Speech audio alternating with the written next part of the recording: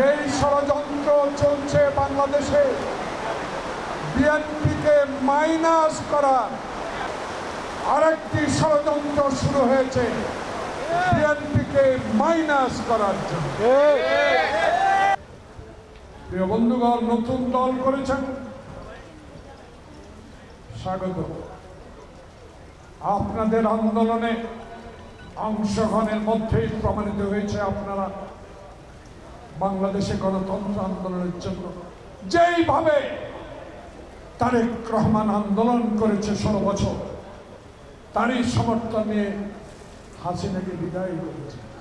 এই মুহূর্তে সকলের গ্রহণযোগ্য ব্যক্তিকে আমরা মসনদে বসিয়েছি। মসনদটা মনে হয় কেউ কেউ এখন আর ছাড়তে চায় না।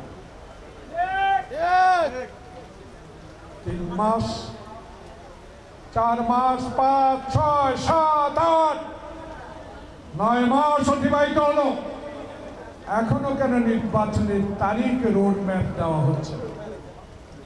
তাই জনগণের মাঝে এই মিতালি মার্কেটের সকল পর্যায়ের ক্রেতা দোকানদার সবার কাছে প্রশ্ন, আপনাকে চিরস্থায়ী ক্ষমতায় বসানো হয় নাই। 3 মাস যদি শাহাবুদ্দিন নির্বাচন করতে পারে, আপনি কেন 9.5 মাসে পাচ্ছেন না? QCY Melowax Pro ANC on সব নয়েজ গন। তাই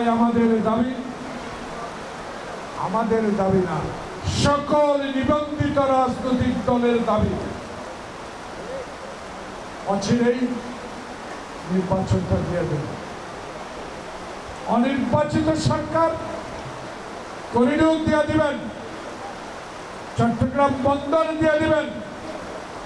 যেগুলো আপনাদের করণীয় নয় সেগুলা করবেন, বাংলাদেশের জনগণ কখনো গ্রহণ করবে না।